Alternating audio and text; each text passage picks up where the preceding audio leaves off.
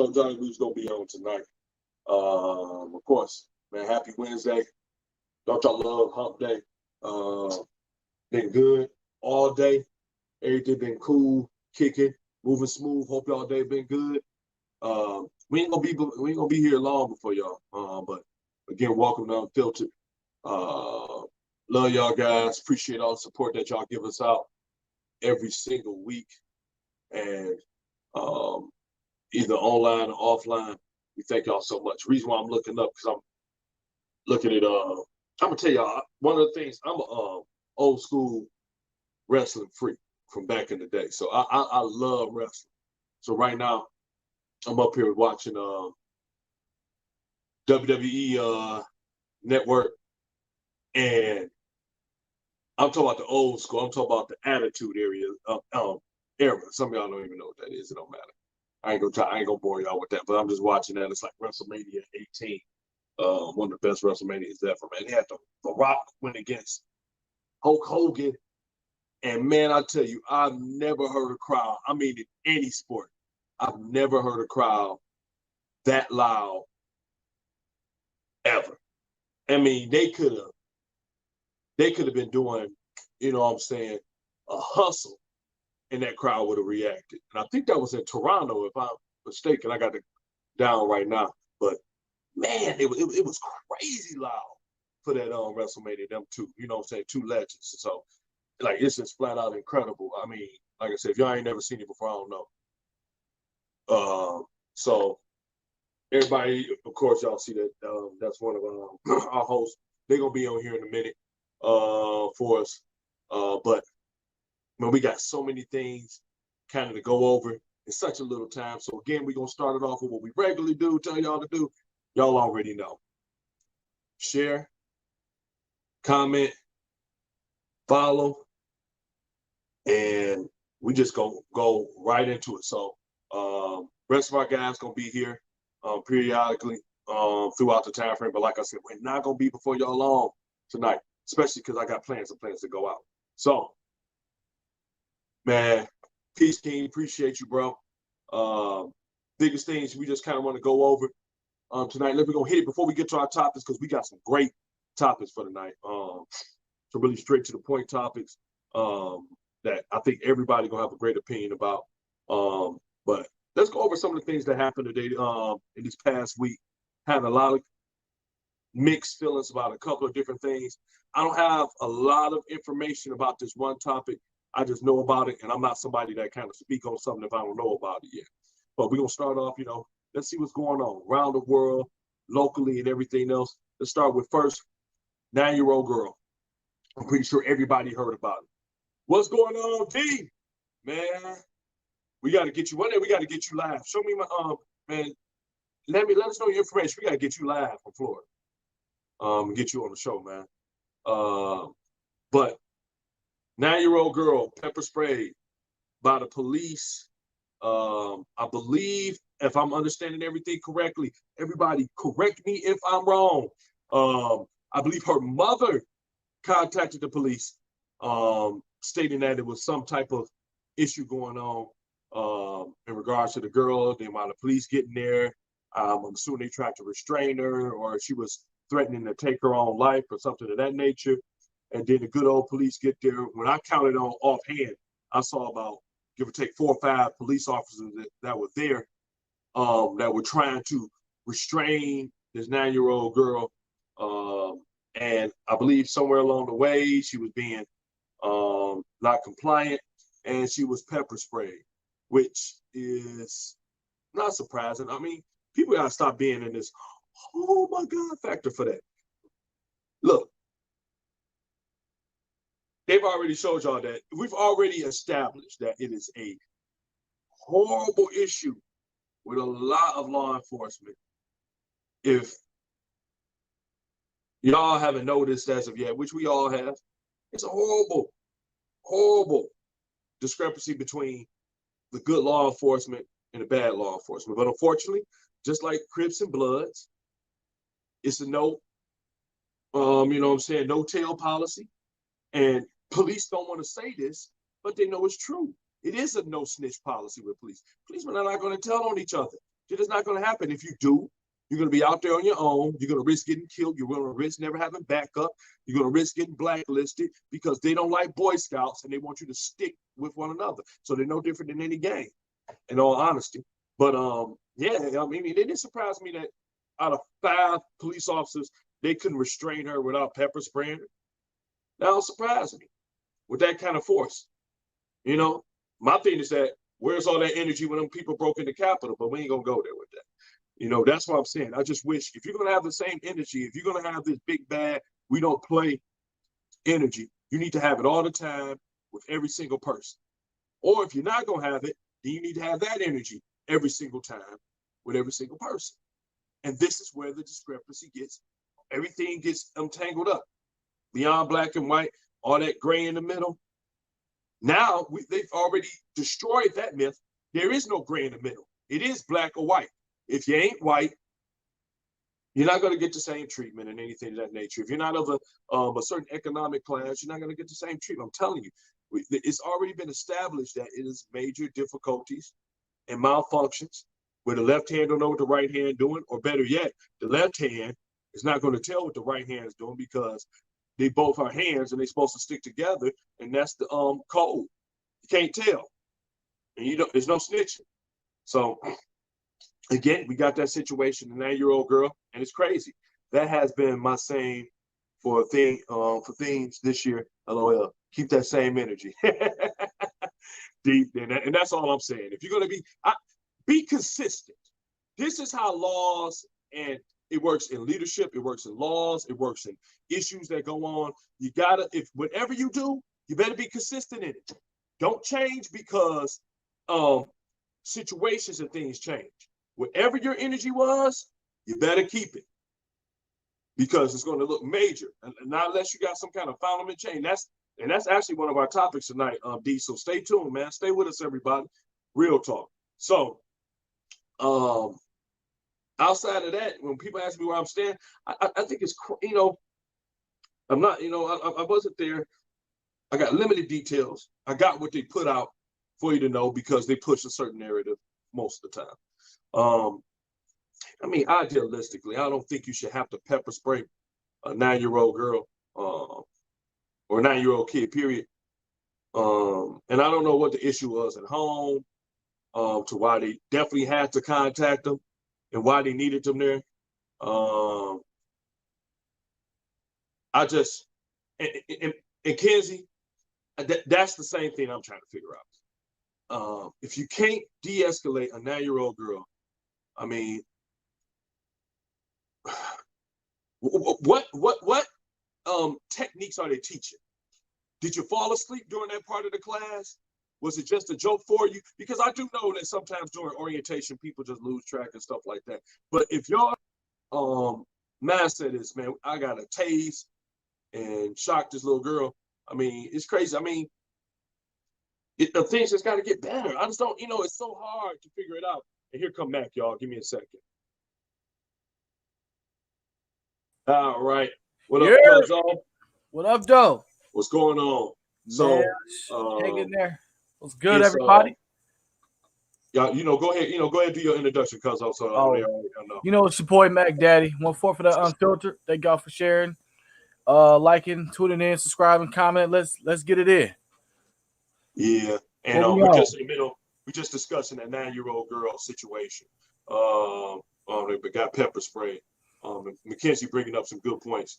She was having a mental health crisis, and this goes back to when we were talking about a while ago, where let me spot where we got to be able to have. Let me ask him about this. So, the young lady who got pepper spray, she was black, right? Mackenzie, is she black? I thought she was extremely light-skinned or white, or maybe Latina. I just want to be sure this was a person of color, because when I saw the video, they kind of they had her face blotted out. I couldn't tell. That's why I asked. Yeah. So I don't know. When I saw her mom looked white, or light. Like I said, she looked white or light skin, Anybody out there know exactly what color is? Because I wasn't even really putting a color to it. I was just saying that kind of where you was at, Mackenzie. If you can't de-escalate a 9-year-old girl, then you shouldn't be an officer. I mean, you need to, it needs to be you need to be retrained, point blank, period. I'm sorry. So I don't know. I thought you about to go into like mental illness with this topic. I think Mackenzie said she was having a mental illness breakdown, and like I said, there's a lot of things we want to touch because this ain't even one of our main topics. But if it is a mental crisis, I mean, that's where people have been coming into play. Where when people have been saying defund the police, this is actually what intelligent people have been meaning by defund the police. They don't mean she was black. Okay, she said she was black. This doesn't mean we want to get rid of the police department. What it means is that we want to put a lot more funds into things to actually help the police department so that way, in most cases, police are not needed. In this case, it shouldn't have been an officer, maybe an officer in support, but they should have definitely had a mental health specialist coming out to address this. That's in my opinion. Hey, what's going on, Miss Kathy? That's what should have happened. We need to have those departments open back up. Like we brought up before about Herman Kiefer. A lot of that, people don't realize in the last 15 to 20 years, so many programs have been taken out. And now you got people that, severely need mental help in hospitals and the medication and not just so much the medication, but they need the medical help, whether it be psychiatric or anything of that nature. It's just missing. It's missing. So for instance, mental health crisis responders, something of that nature. Like, look, we need to bring these out, and did you just bring police out as needed? Like if a gun or weapons or physical is being involved. That'll be dope to have. And especially with situations where when we look at police officers, we know they have a difficult job where they have to, protect and serve. They also have to be, counsel people and everything like that. But that's not their profession to help people in those situations. So that'd be a great opportunity to have somebody, to be on site to help somebody in those instances, because you don't know what the next thing they may do. So absolutely. Yeah. I definitely agree with that. So I say they can't. I'm looking up there. They can't release that anywhere because she's a minor. Yeah, and that's why I knew. I'm like, when they blocked her face, because I knew she was a minor. When I saw her mom, and she was like, "If you need a pepper spray," but then it's a lot of blame to go around with all of this.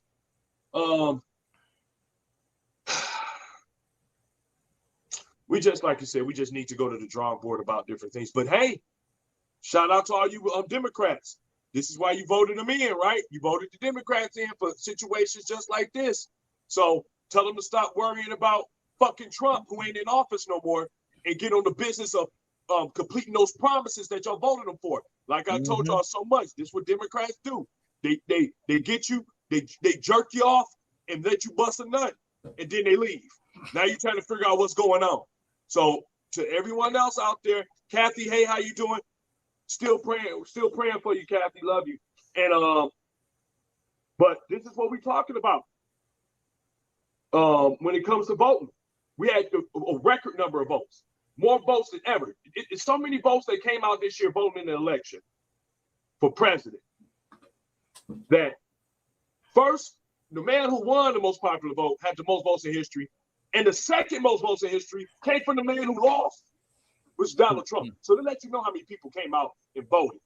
Now, it's time for the people that you vote for that are public servants to come up on their promise. Y'all came out and vote for them. Now I'm going to tell y'all get in your communities, y'all get with your local governments, and y'all stay on their ass. This is the part that the citizens got to do. You stay on their ass. And if they don't show up the way they're supposed to, if they misrepresent,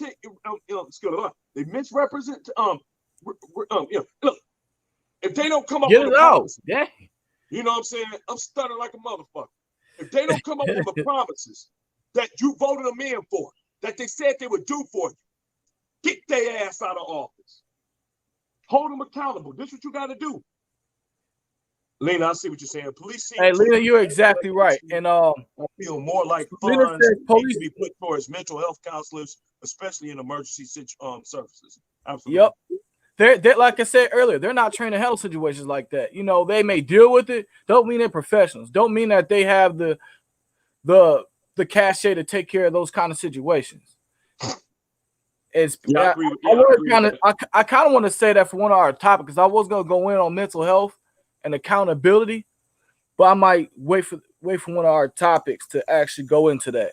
Yep, they did. Yep, they don't negotiate with them. So why the hell are they doing it? Because Democrats are pussies. I don't know how many times I got to tell people this. Democrats are the people that try to make everybody happy. And that's the weak part about Democrats. They want to make everybody happy. You can't make everybody happy. It's a good saying that has served me well. To make everybody happy is to make nobody happy. You can't do it. It's impossible. Someone is going to be pissed. Someone's going to be disappointed. This is where you got to step up and be a leader. You got to put your big boy pants on and your big girl panties on, and you got to make the decisions based upon what's the best need. Period. You don't make it because this group wants you to make it or that group wants you to make it. You make it that's in the best for everybody in the long term. So let me see what they say. If the Dems steamroll like the Republicans, I'd be much more satisfied. I think it's like I said. I agree.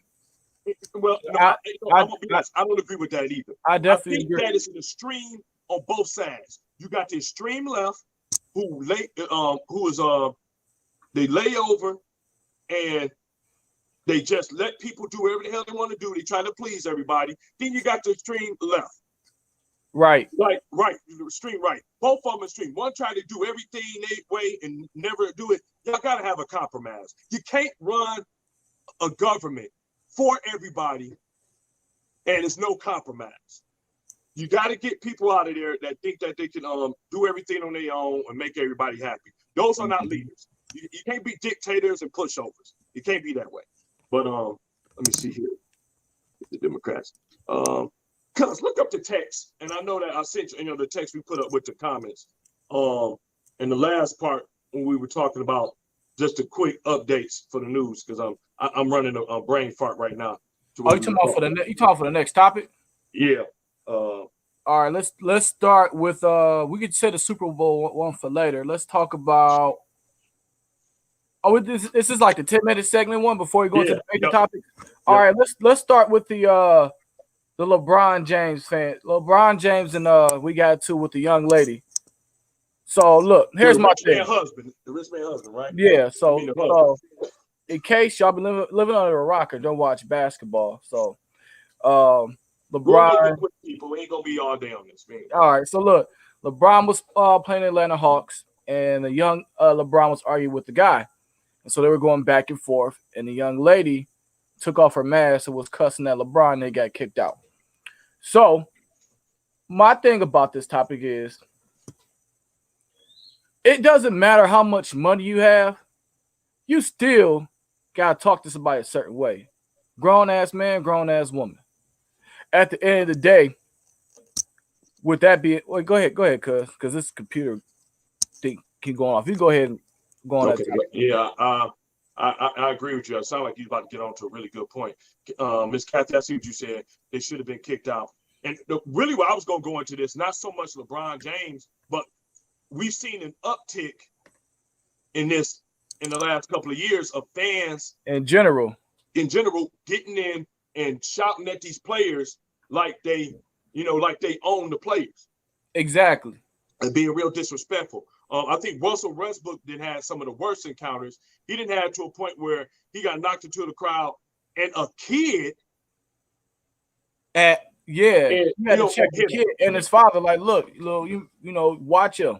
Yeah, and he did the right thing. He gonna say, man, you need to, hey, watch the kid, man. You ain't supposed to do that. Matter of fact, to me, when I see something like that, that says more about the parenting and the people than anything else. The fact that your kid think it's fine to hit somebody that they don't know at a game. Keyword GAME, game. Okay, period. He thought it was cool enough That's crazy to me. Or do you feel like they feel like they're entitled enough? Like, well, listen, I paid this much for these seats. If I want to go ahead and say whatever I want to say to you, I can say it. Or if I want to touch you or whatever. Now, here's the thing: you can boo, you can say you suck. Absolutely, like that's fine. You paid your money to do that, but there is a line that can be crossed. Yep. So at the end of the day, people gotta understand. I don't care how much money you got. You don't say things to people that you think that's okay because you pay a certain amount of money to be somewhere. Absolutely not. And if you don't, if you think you could do whatever you want to do, it's a place that's no longer here anymore, but it was called the Palace of Auburn Hills, where a couple of fans got their ass whooped. Yep. Because I'm gonna tell you this, everybody kept blaming Artest, but let me tell you something. That was not Artest's fault. A fan threw a cup at him. After they tried to jump him, and we went in the crowd. And then they got mad at the players for going up there. These men are human. Once you invade someone's personal space and make them be in danger, it's a wrap. It ain't no more fan. It's your ass about to get whooped. And that's the best way I can say it. And especially like, Ron, he got to a space where he was by himself and laid down, and for somebody just to chug a beer and throw it at him.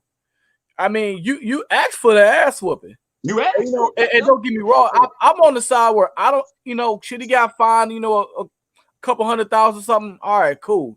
But you don't go ahead and punish a man like that, especially when he didn't do anything, especially when his actions afterwards, of course. All right, cool. But not to the point where when he went somewhere to stay out of danger and somebody brought danger to that gentleman. So because actually with the incidents on the court, he went off by himself and laid up on the stand, waiting for them to get everything figured out. And then a fan took it upon himself to say, let me throw this at you. And I'm like, okay. So, don't get me wrong, he represents this brand, but the brand, at some point, the brand got to stand behind, their people and say, okay. And I understand, not is everybody going to react the way he did? No. Should everybody react the way he did? No. But that ain't for me to judge. Because the only thing that you can do is say what you hope you wouldn't do. And I'm a person who has been in them kind of situations, and I be hoping that but hey, we ain't gonna tell those stories though. Yeah, hope and actually doing is two different things. You know what I'm saying? So that's all I'm gonna say on that. LeBron got so much class. Yep. He said, I don't even think they should be kicked out because me and him was just having a back and forth argument. His wife, the woman, was really drunk. The woman was the drunker out of everybody. She apologized after that too, right? Yeah, there's always, what I'm saying? And that's the white version. White people say the apology should be enough all the time. But with everybody else, it's never enough. You know what I'm saying? And that's awfully white of her.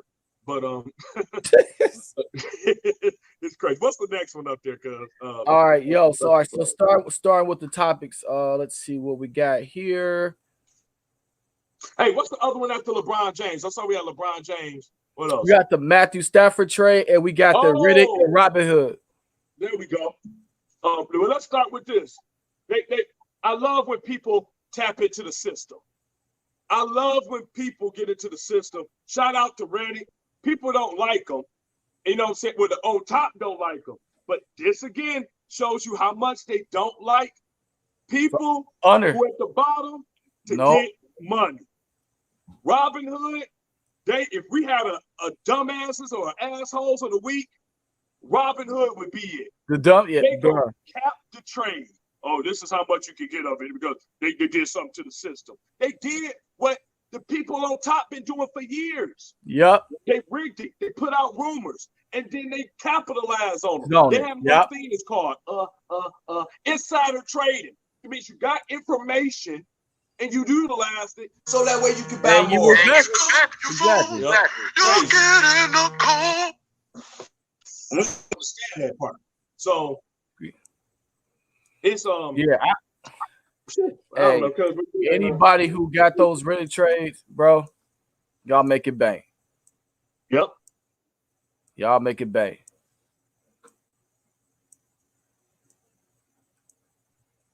You good? Yeah, I'm good. I'm trying to get my All right, daughter cool. this year. All right, so we'll go out. I know we got ladies in here. I don't like to hear about sports, but we'll go into football really quick. And the Stafford trade, we'll get into the topics. So look, I'm not mad at the trade. Don't get me wrong. I got love for Stafford. I think he's a great quarterback. I think he's a great what? I'm laughing at McKenzie. Hey, McKenzie, I'm gonna look at. Hey, McKenzie, but you know it's a trip, right? And they did say, I saw that email. I'm like, because I got it too. I got the email because I utilized Robinhood. I got another one I utilized, but the only reason I'm not saying it is because they don't pay me. I ain't gonna say you if you ain't paying me. You know what I'm saying on here, so we ain't doing that. But Yeah. it's funny. They took the email. I'm laughing. Like, we want to apologize. Yeah. Well, you know how you can do to prevent an apology? Stop fucking up. You know you fucked up. They in bad stock. I wouldn't be surprised how many people left Robinhood and went over to another one. I wouldn't be surprised. No, me neither. And let's go to, I know you was talking about let's Stafford, go to football really quick and go right to the topics. Look, Yep. so Matthew Stafford, great quarterback, great person. I wish him all the luck because hey, he deserves to win a Super Bowl or at least get close to it. But as far as the trade for us, I felt like it was a good trade. Like I said, only because we didn't get the caliber of quarterback, but I mean we were going to do nothing anyway. We got 3 picks, so we can rebuild and see where we go from there. So I'm good with the trade. The picks really did it for me. Yep. I tell you, like I said, a lot of people in Detroit, and they've been saying this for a long time. A lot of people cold-heartedly think Stafford was the problem in Detroit. Y'all cold-heartedly wrong. Was he a part of some of the issues? Absolutely. But he was damn far from being the issue as a whole. Detroit Lions have not been good since Bobby Lane, and that's over 50 years. We've had 2 undoubtedly most will be considered. One probably is in the discussion for one of the best players ever in football, and that's Barry Sanders. Mm-hmm. We had this guy here. He didn't have an offensive line, and he did numbers. And still to this day, retired in 10 years, and his numbers still last, and he's number 4 on the all-time rushing list. He retired in 10 years. He would have broke Walter Payton's record with just a little over 1,200 yards. This is how dominant he was when he was in Detroit. And he said, I can't do it no more. Calvin Johnson, same thing, dominant player, but how many times did he ever even sniff the playoffs? Never. This man holds the record for the most receiving yards in a season, breaking Jerry Rice's record. They almost had 2,000 yards receiving. Wasn't even, and they didn't even go to the playoffs. Nope. So this is a bigger problem than just the players, the coaches. And I've been telling people this. It's ownership. Until the Fords get rid of this fucking team and allow real football people coming in to dictate what's going on, Detroit, we are going to be stuck with this team. So pick and choose or be with it for the long haul. I think both of them retired too early, but I understand. Well, yeah, they retired too early, but you got guys that I'll put it like this, Kathy. How would you like being on an organization where you constantly producing, but they do nothing to make things better around you? And also, I feel like even with Calvin, he was saying that, he could have kept playing, and he think he played longer than he should because of how his body was feeling, especially like, all right, look, I'm not getting no help, and I could just go to another team, but I'm better off just not playing. Yep. And that's what the Lions do. They just said, look, I just want to stop playing. Yep. There ain't another way to say it. You hit it right on the nose. So, like we said, we got the now, like you said, we got the picks.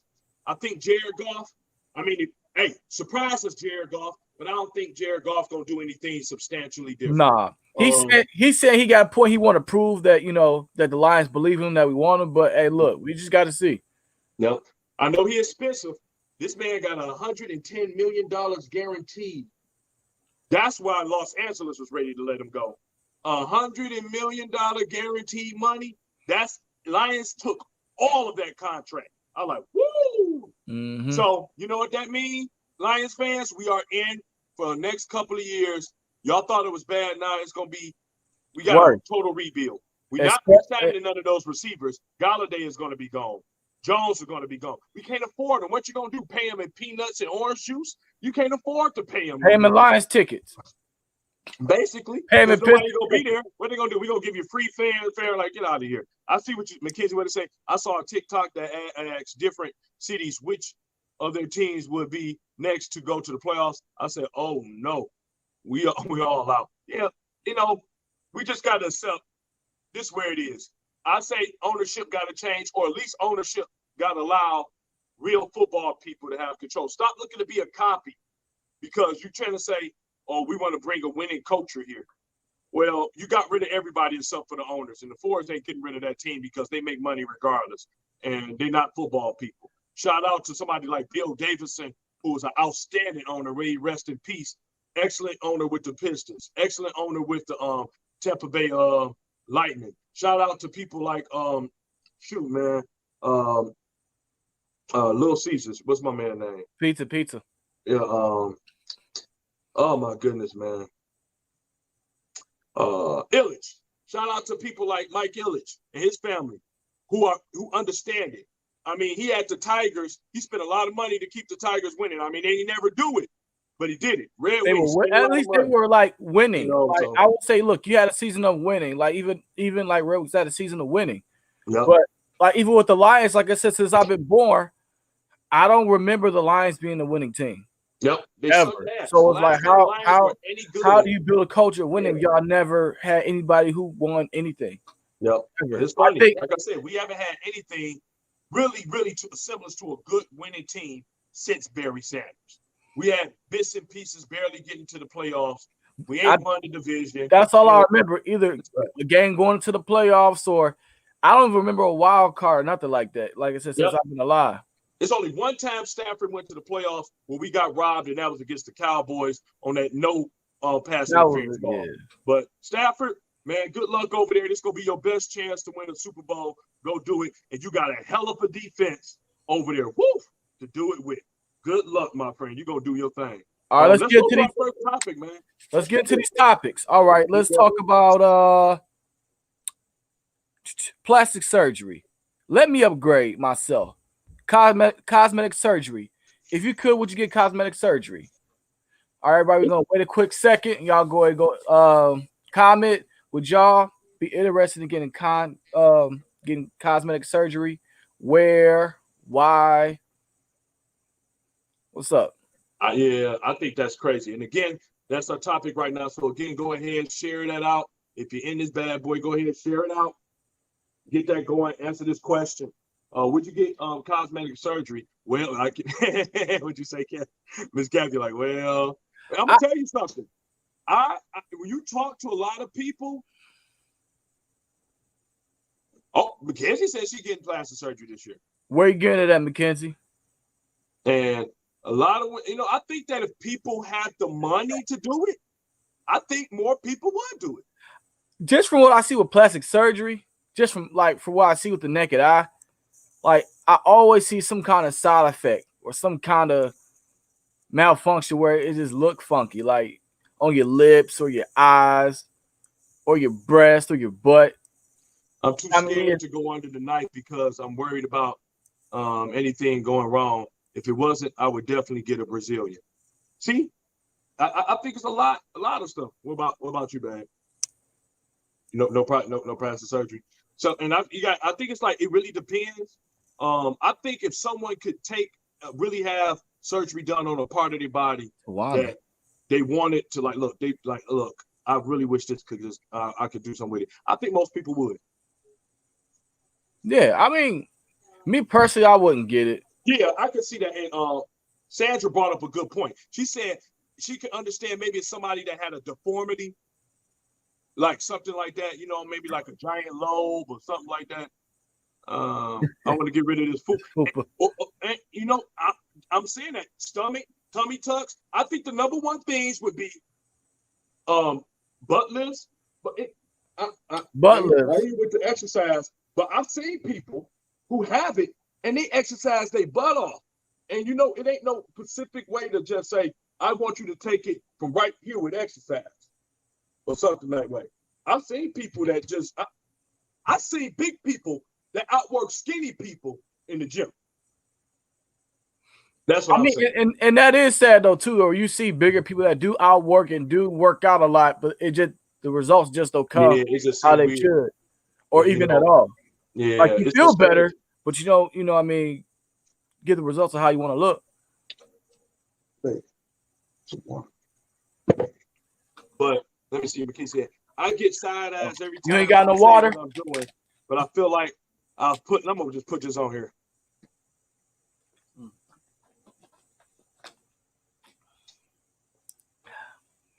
So, I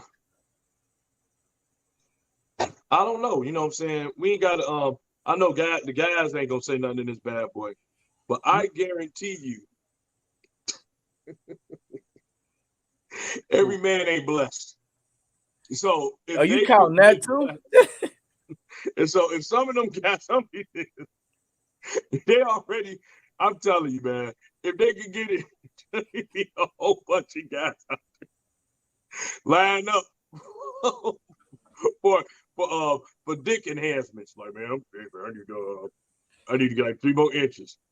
They be out this bad boy doing some crazy stuff. Hey, they do it proudly too. Yep. Like I got this extra 4 inches, baby. Yep. Until that mud disintegrate and fall off. I'm telling you. They be in that bad boy. And they be like, oh man, what's going wrong with this bad boy? I'm telling you. But I know don't put eggplants. I can't look at it. See what Hey, Miss Kathy, I'm telling you, guys would be, hey, they wouldn't be, you know how like women are more vocal about some things? Yeah. Men would be keeping that quiet. They would just be doing it. I'm getting a breast reduction and I'm getting a tummy tuck. I had 2 C-sections for 6 months ago that left me with something I'm not happy with. I can't exercise off because it's literally cut open already. Yeah. See, I think if people could afford it, they would do it. And I don't think it'd be so much of doing it because of hardcore vanity things. It'd be some things that it's like scars, deformities, things that they've been trying to work on, but it ain't working. Or things that make you feel uncomfortable. Mm-hmm. Like, you know, like having like bigger breasts sometimes make people uncomfortable. Mm-hmm. And I've heard so many women, real talk, say they want to get breast reduction, especially women with bigger breasts. They say they want to get a breast reduction because it's hurting their back. Mm-hmm. Yep. And definitely heard of that. Thank you, baby. But I say, I mean, I guess you got to do what makes you feel good, right? Yeah. And I don't think there's nothing wrong with that. If you can do it, and if you're happy with what you got it, fine. But I don't think it's so much on the terms of talking about you're gonna die without. I think it's just you tired of it, and you want to see something taken care of it. My back. I think, and like I said, look, this is just in my opinion, outside of, you know, facial or whatever, like say, hey, you want to get a butt lift or get rid of your belly. I feel like if you have exercised and done things and nothing has came of it, then I feel like that's okay for it to be an option. Oh no, oh shit! What I say, Miss Kathy? No, it's just weird seeing you put up eggplants. I just get. She said, like, "What say you? Would you? Is there anything that you say like, yeah, I could do plastic surgery on that?" Me? If I could, plastic surgery. I don't know. I'm just being real. I don't know. I think if I wouldn't say plastic surgery, but I definitely like I would keep my gap, but I'll get my teeth redone if that's anything. But I don't think I got anything I want to do as far as plastic surgery to my body. I think the only thing really I can't front this out. I had and back in the day with sports, it was found out that a lot of the chemicals that was used in some of the jerseys that we had was breaking out guys' backs, and I got a lot of like it ain't bad, but you know what I'm talking about, baby. It's like a little bit like a scar, but I think that's more dermatology. I guess that'd be more dermatology. I would like to get that. No. I think I would like to get that removed. You know, that for myself, I guess it'd be more dermatology. If I had to say something, it'd be more dermatology. Other than that, butt reduction. Who getting a butt reduction? Miss Kathy. Okay. Oh, is she asking a butt reduction? Now I got a huge butt, but I'm not getting no butt reduction. Yeah, I don't know. What you say, babe? I think my lady like my butt. Yeah, so it would be no butt. You know what? I think that would be it because Crystal like my butt. I ain't I would get the whole butt thing. Nah, bro. I'm like, yeah, so I think I would be. Give me some. Hey, give me some. Back. If it would be something, it'd be the scar tissue on my back from the that acne that was happening real bad. But I think that's dermatology. That's what I would do. Oh, I was scared he was gonna say that. Oh, yeah. Yeah, I wouldn't do. Other than that, I'd be. Oh no.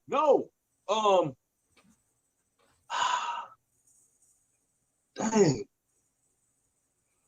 Nope. That's it. I was about to say something else. I would get that. That's a plastic surgery, but no, that'd be something with a laser, right? I would get my tattoo removed.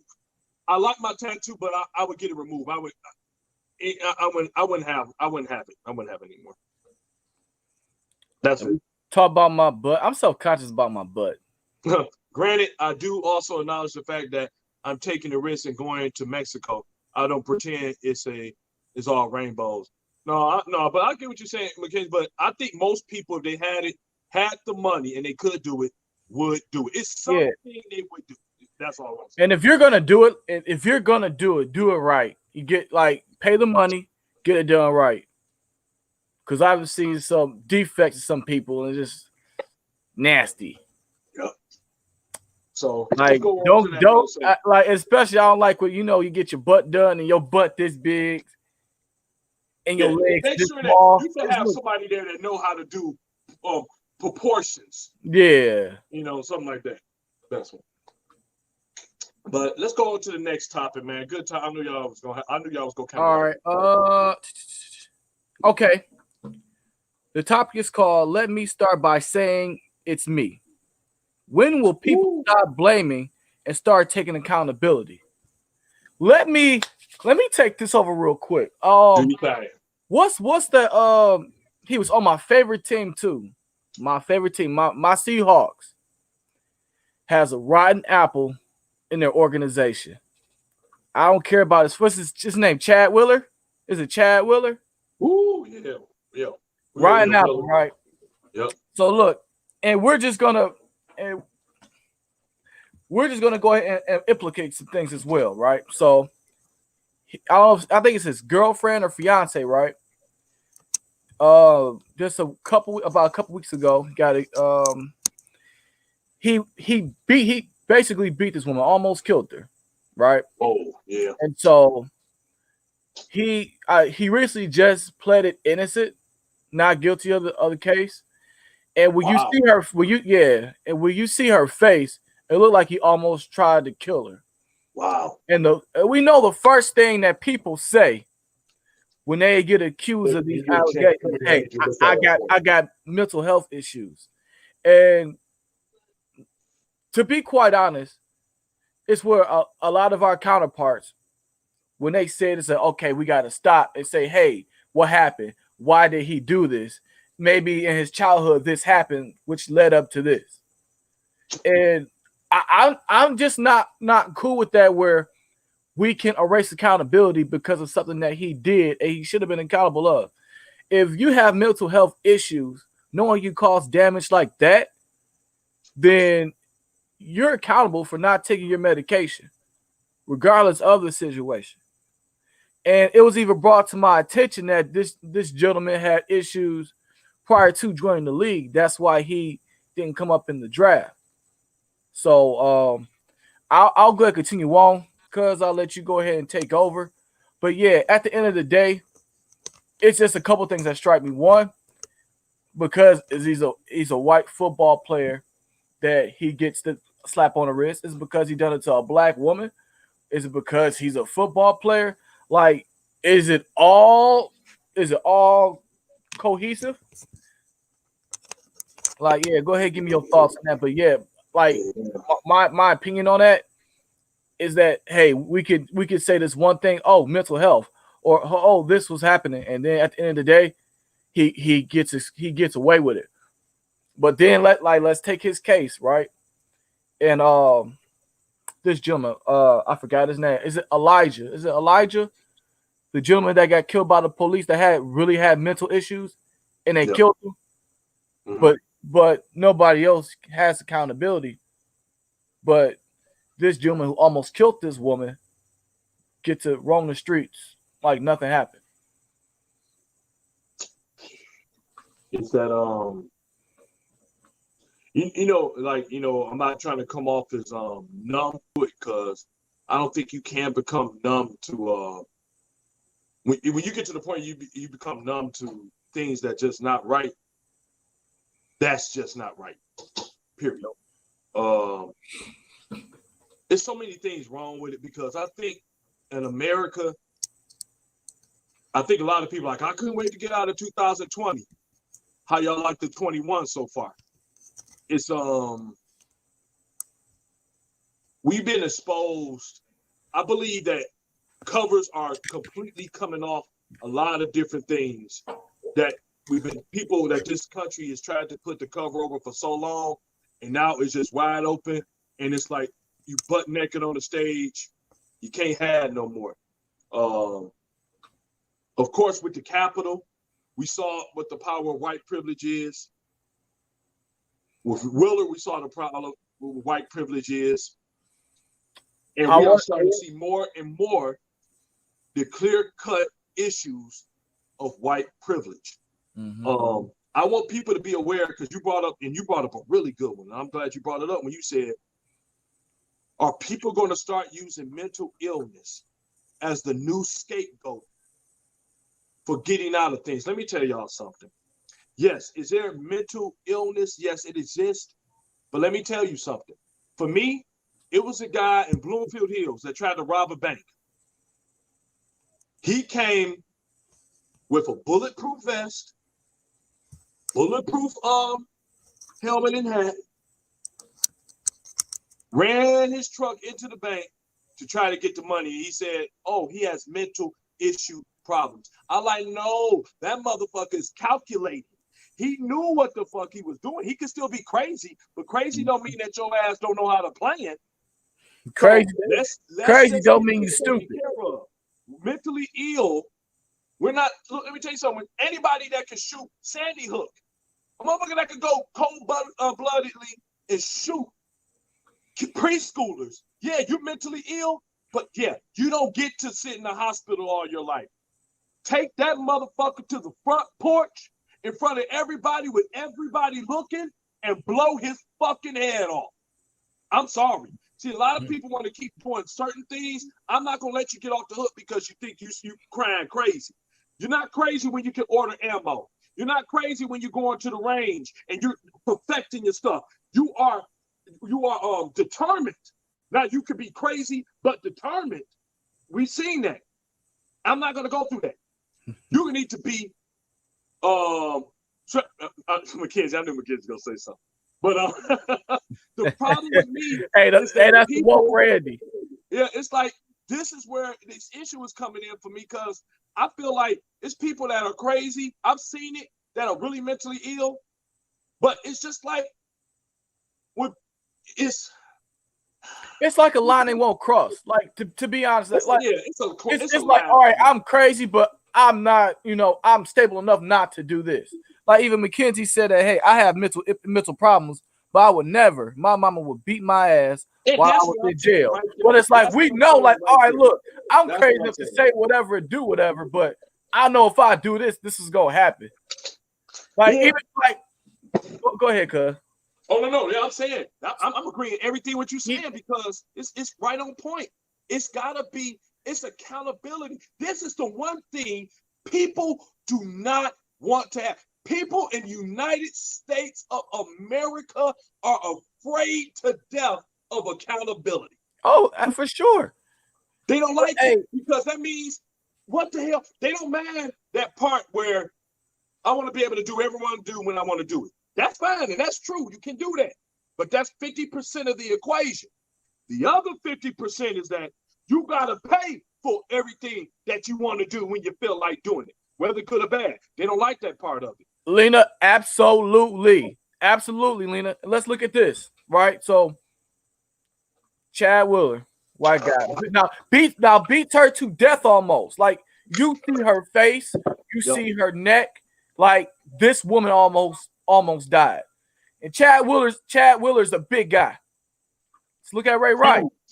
Ray Rice, you know, he had hit his woman and they drug him through the mud. Tyreek Hill, well, I think he kicked her, like punched her and kicked her or something like that. And I'm not condoning violence or anything like that. But if you're comparing, and when a black athlete does something like that, they get dragged through the mud, almost kicked out the league, get their reputation torn, and yet they're, like you said, they're monsters.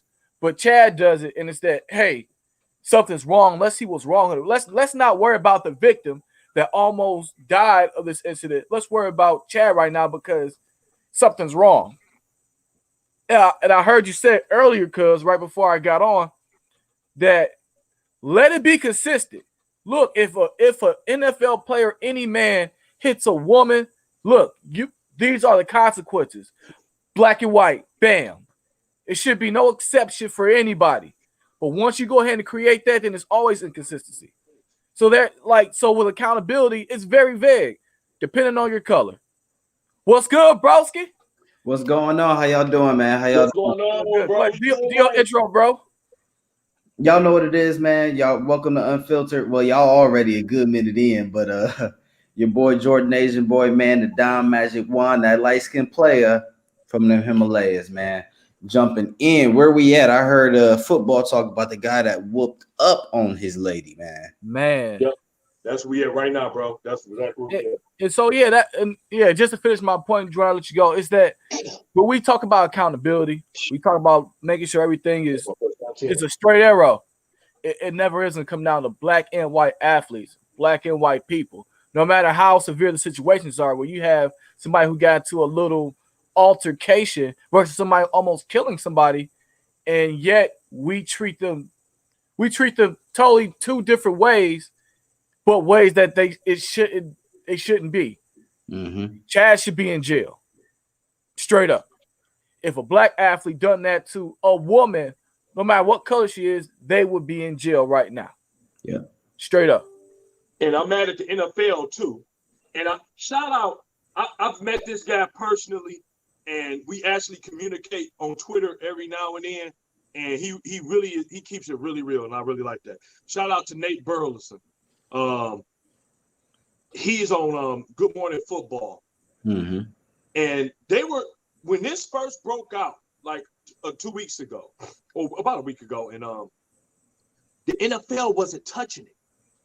Mm-hmm. You saw it in different outlets like The Sun, some papers, but the NFL was not touching it. And Nate, before he got on, said, look, we're about to end this show, but I can't end it without bringing up what happened with Chad Wheeler and his girlfriend. And we don't condone it, and we want the same amount of attention that has been paid when other players do the same thing. Nate Burleson, this guy had a average career, but he has blown up and made so many moves after football that it's just impressive to me. And I love the fact that he ain't afraid to talk and speak his mind. This ain't the first time he done it. Mm-hmm. And it's just amazing to me because, like you said, Ray Rice, I think Ray Rice's situation was a little different, but they just amped it up. I think that both of them two was drunk. I think they both fight. Ray Rice and his girl, that's how they act all the time. Yeah. You can tell that. Them two motherfuckers. I don't think she even pressed charges neither. No, That's the thing. No charges. If you've seen it, let's say all three of us in the elevator, and we was there with Ray Rice and his girlfriend, and we hung out, we know this how these motherfuckers is. Yeah. We like, y'all need to chill. You know what I'm saying? Just make it right? No. A very bad situation, but I believe that's how they act. I think Tyreek Hill had a situation like that. Yeah, Tyreek had a Hill. Wasn't that Was that Kareem Hunt too? Was it Kareem Hunt or was it Tyreek Hill? No, I it think was it's Kareem Hunt. It was Kareem Hunt. My fault. had it. My fault. Tyreek Hill had That was my something else, but it wasn't evolving. It was something different. But Kareem Hunt, the It was one Kareem who Hunt. kicked the girl on the ground. Hey, Kathy, that was Cap. That's Ben. Yep, 3 rates. So Still playing. It's crazy. Ben, known history. They sweep it under the rug. It's not that much news. They hurry up and get rid of it. And like I said, it's because you don't want to put people in a bad light as best as you can as possible when they look like you. This is the situation. And especially when it happened Saturday. This happened Saturday, and it didn't blow up on the news until that Tuesday. Mm-hmm. Come on, that's over the weekend, man. Like, for real? Yep. Think about it. If you think about it, even with the Capitol situation, and I don't want to get too far off of it and stay on it, but even when they ransacked the Capitol, and I said this on the show before, is that you saw a difference because people would bring up, oh, they were burning stuff during the Capitol. I'm like, yeah, shut the fuck up. I hate when people try to bring up that shit. I'm like, these motherfuckers went inside a federal building. And even on the secret recordings, these motherfuckers recorded, they had the cops just trying to speak all calm to them, please. You have to come down from there. You shouldn't sit in that chair. Come on, y'all. I want to make sure that you're all right. They did not want to hurt their own people. And you know what? I'm going to probably be the first black person to say this. And I'm going to take backlash for this. I would have done the same thing if it was people that look like me. Mm-hmm. I would have did the same thing. I would try to talk my brothers down before I try to start shooting them. I'd be like, come on, man. Think about this before you do it. I don't want to have to kill you. But the sad part about it is that blacks don't do that with our own people. We don't.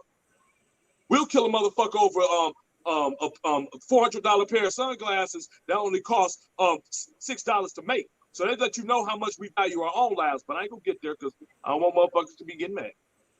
Psych, I don't give a fuck. But what my point is that when you saw that, they wanted to de-escalate it quickly. They didn't even want to have their own people brought in a bad light. They kept using the word patriots. They kept using those things in those simple phrases. If you notice, they didn't use maniacs. They didn't use terrorists. They didn't say none of that.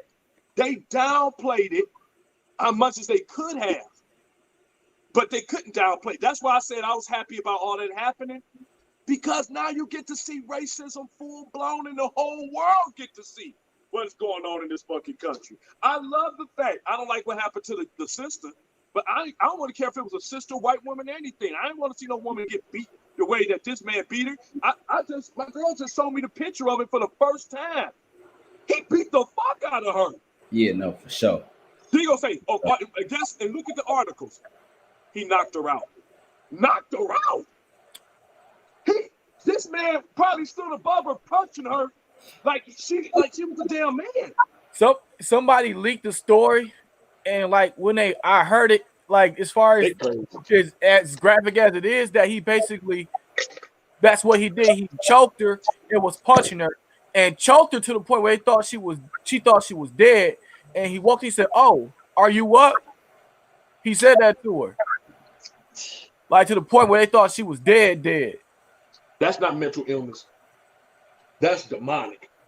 That means you're crazy. That means that you fucking crazy. That's why I say, I'm telling you, that I'm gonna run for president, and I'm gonna be the fucking best president this country has ever seen in their fucking life. I'm gonna be the raw dog president. I'm gonna be beating the shit out of motherfuckers. I'm gonna be killing motherfuckers. Raw dog. They're gonna be thinking in this bitch, they're gonna be like, this president don't fuck around. I'm gonna be like Leonidas. Marching down the street with 300 motherfuckers, beating the shit out of people. Because this is what I keep telling people, man. This country is so fucked when it comes to things, man. Multiple choice confuses the hell out of people. That's why I say I can understand. I'm not saying it's right. I can understand communist governments. Because what it does, it says, instead of you saying, what would you like on the menu? Most motherfuckers in America, yeah, I would like to take the but minus this, minus that, add this, do this, and all that. Like, fuck that. I'd be like, you're going to eat steak and raw with this Tuesday. That's the fuck you're going to do. And I understand that because when you get motherfuckers that have too much, you start losing control because now in America, this is what they do. They entitled. You got motherfuckers that are mad because you're trying to keep them safe. Hey man, don't go out in big ass groups. What? You're taking away our civil rights. You're taking away our constitution. Shut the fuck up. I'll wipe my ass with that is the sickest thing that I ever heard of, bro. Like, I was talking to somebody I managed, one of my officers. She's a white lady, and we were talking about the COVID situation. She was just saying, well, this guy's business is going, you know, if he closes, well, he ain't gonna have no money and how he gonna support his family. I'm like, but listen, you gotta understand that people are dying from this. So I'm like, you can't put money over somebody's health, over somebody's life. Yep. And it just wasn't registering to her. And I was just like, wow, like, are y'all that sick? And then just the hate they got for the governor. I'm like, just like, I don't get it. I really don't. Like, I understand, like, hey, listen, like, everybody's being affected.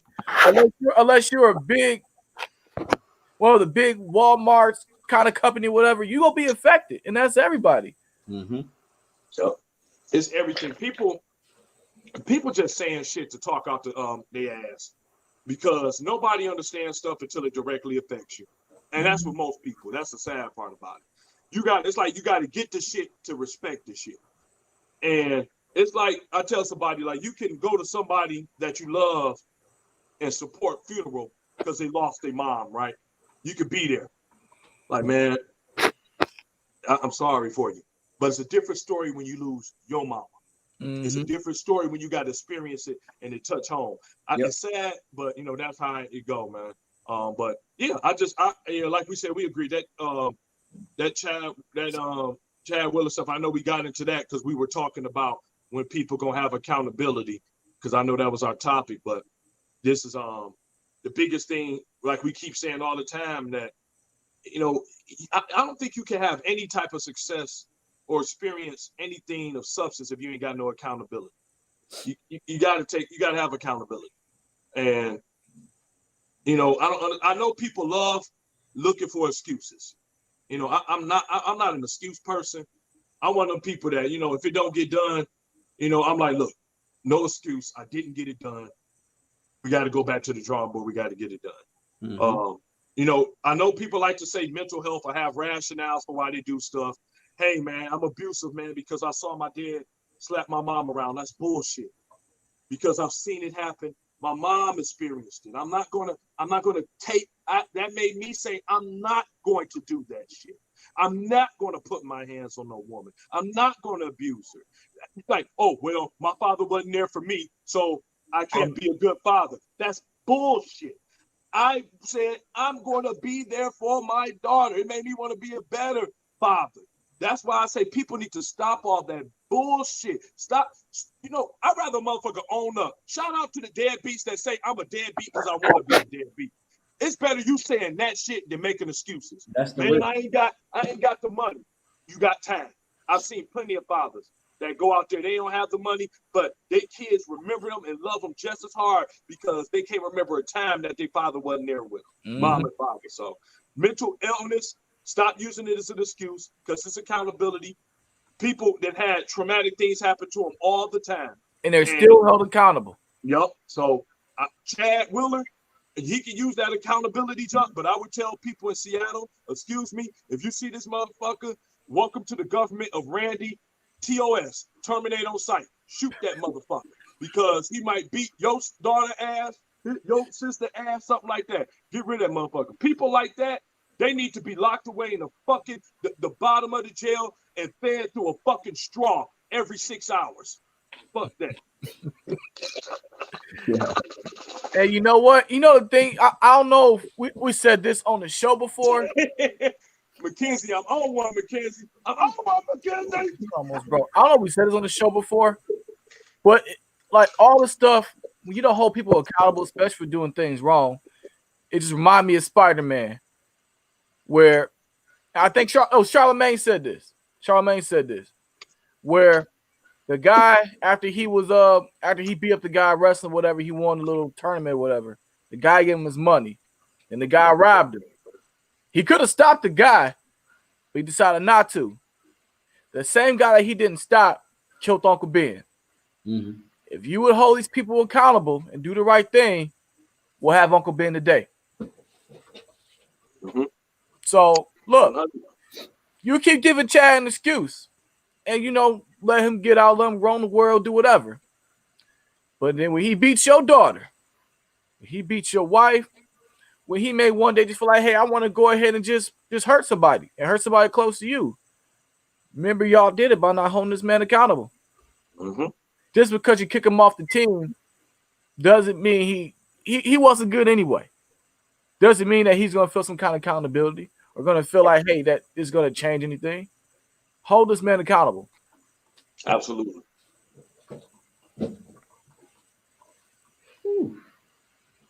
What we got next on that bad boy? Let me see. The one after that is the greatest Super Bowl ever. Unless y'all going in order? The greatest Super Bowl ever. We don't matter. You pick, Jay. I'm coming football, man. I'm coming football. Let's get it. So, Jay, while you picking that, let's get some numbers up. Mackenzie, I know you don't mind because you like football. Miss Kathy, I know you like football. Hey, who don't like the Super Bowl? Even if you don't watch football all year, it's still the biggest event in sports. Yep. And I'm gonna say this, Jay. Can you get up the numbers on that? Let's see what the betting numbers look like. Either one of y'all got the betting numbers looking like. Man, FanDuel out here killing. It's off the hook. It's off the hook, man. Especially basketball, FanDuel off the hook. Than it was today. I know that for a fact. But I'll go into this brief introduction about this right quick. Every so often, we have the great conversations about what if this great person was able to go against this great person. Mm-hmm. We have it often. We have it. What happened if Muhammad Ali in his prime could go against Mike Tyson in his prime? What if we could get Michael Jordan in his prime to go against a LeBron James in his prime? Kobe. Man, it ain't so much about prime with this, but we get to see two of the very best quarterbacks. You actually get to see who is going to be, and really already now is considered the greatest quarterback to ever play in NFL history. Go against the heir of, this young, woo! It get me excited. The heir apparent, because that's all he's shown. Yeah. This man wasn't even thought to be the best quarterback in his draft. Both of them. Neither one of them was thought to be the best quarterback. You got one who was drafted in the 6th round, one who was drafted in the 1st round, but he was thought to be, he's a project. Yep. Boy came Only big thing project. he has done since he's been in the NFL is dominate. Mm-hmm. He's had MVP. He's got Super Bowl MVP. Half a billion. Second MVP, Super Bowl, and I don't think he's been in the NFL for even 4 years yet. Half a billion. That's what gets me. Half a bill. Hey, that money talk. Every single penny. Shout out to the brother. And then you got, people say something like this, and I'm gonna take it away because we're gonna go both sides. I know you're gonna give us the numbers, so talk to us. We want to go, but I'm gonna tell you, somebody gonna say something stupid like, Pat Mahomes got a great system, great players around him, and anybody can run on it. No, they can't. Because guess what? Some of the players was there when Pat wasn't there yet. Yep. Kelsey was there when Pat was, before Pat. Pat got there. Remember, a good quarterback. Shout out to Alex Smith. I know he came back for that horrible injury. Shout out to him. But Patrick Mahomes has a quality. And I just spoke about this on my personal page about leadership. He's got a quality of leadership that don't come around often in any area in life. Mm-hmm.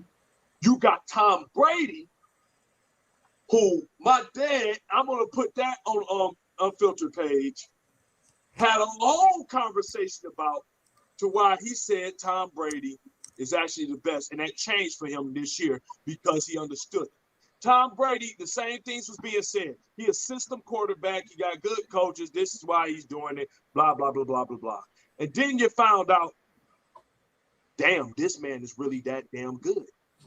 Yep. You didn't have to guess it.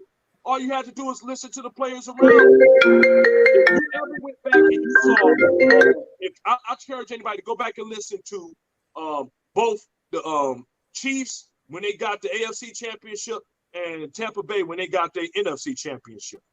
NFC Championship, Bruce Arians said out of his own mouth, it's like, how y'all feel about this guy? He said, man, we had the talent here, but this one guy made us come here, made us believe, had us hold us accountable. And he said it over again. He said, one man. And even when Tom Brady got out there to speak, what's the first thing he said? He's like, man, I'm going to get down from here, man. Let's bring the rest of the people up because he's a team guy. What Patrick Mahomes said when they asked him about it. Patrick Mahomes said, how you feel about your guys? He'll say, I trust my guys over anything. I know what we can do. Those are leaders. Those are leaders. I love it. Whoever wins, now this is probably the first time I'm going to say this. I don't give a fuck who's going to win. These two guys, I love it. All I would say is that I wouldn't bet against Brady, but let's go ahead with y'all. Oh, listen, first of all, like you just said, because me and you were going back and forth on Facebook while they was playing, I will not bet against Brady. My money is going on my man Brady because boy showed me, hey man, don't play with me. He toyed with me. And I said to myself, I ain't gonna toy with him. If they lose, I'm pissed. Okay, I'm pissed. Hey Jordan, how much you got on him? Huh? How much you got on him? Only $50. I ain't putting nothing crazy on it, but just just a little something. FanDuel and DraftKings, they give us some crazy payouts for the stuff, but what's the payout? What you like? 25, 1, 25. They're doing some crazy stupid numbers, so it's nice. But the spread, the Chiefs are favored to win by 3. 3.5. 3.5, I think. On FanDuel, it's 3. It's 3. Oh, yeah, okay, it's jumping. It's 3.5. It's jumping everywhere, man. Yeah, it's gonna keep going. Crazy, man. But again, I honestly think the Buccaneers are gonna bring this bad boy home, especially playing at home. Never been done before. And like you said, Randy, leadership, man. Sometimes, again, I'm bringing it up again, but I really do believe in energy, and it's it's coming later in my life that I'm really focusing on it. And some people just got this thing about them that air breathes around everybody else, and it elevates everybody around them. And that's what Patrick Mahomes has, and that's exactly what Tom Brady has. The Buccaneers were been the Buccaneers, but you take one piece and say place, and look at the total complete difference it is. So that's all it takes. You know what else? I'm gonna say this, and this is gonna bring a smile to this guy face right here on the side of me. And you too, both of y'all. It's gonna bring a smile both of y'all face. LeBron. This is why LeBron James is hands down of this generation the greatest basketball player we've ever seen. Mm-hmm. When you could go, people say, "Oh, he went to his team." Yeah, stop that bullshit. And I'll be the first one to tell y'all now. Stop. We need to stop that talk. When you can have one man single-handedly take a team, because guess what? When Dwayne Wade was down there, you say what y'all want to say. They wasn't that good at the Heat. They was all right. They was middle of the road. Thank you. But as soon as he got there, and it wasn't even Chris Bosh, and shout out to Chris Bosh, but it was LeBron James. It wasn't until they said, LeBron, you got to be the leader in this bad boy. Yeah. Went back to Cleveland. They had Kyrie Irving and a lot of those guys down there. They were a bottom of the barrel team. Drafted number 1. Until he got down there and came back to Cleveland, they were not even a contender. Mm-hmm. The Lakers, they sucked for Even a decade. I mean, it's all respect. Even when Kobe Bryant was there, they were downhill because Kobe was long in the tooth. Shout out Kobe, love you, man. But when LeBron James gets there, he changed them to a guaranteed they're going to go team. It's because this man has an energy and a leadership about him that makes everybody better. See, this is what when people talk about greatest players and stuff, I be like, stop it. Because they're like, man, so if he's the greatest player, then it's must because he scored a lot of points. He did like this. What did he do for the team around him? What did he do to make this team better? That's why when somebody asks me about championships, I'm like, hell yeah, championships matter. I'm not going to decrease you because you didn't win, but you definitely get more points because you won some. Yes. So you got LeBron James is eventually, I'm rooting for him to get 6. Y'all heard me right. I'm rooting for this man to get 6. And that's going to definitely, like I said, even though no matter what happens, this man is going to go down in history as in whoever book they look into, either the best, second best, 1A, 1B, 1C, however you want to put it. But this man, hands down, to be incredible. And now when we get to have it, I would pay money to see Jordan and LeBron. Mm-hmm. I don't care what nobody say. Could you imagine? I'm like, man, what you do? Let those two.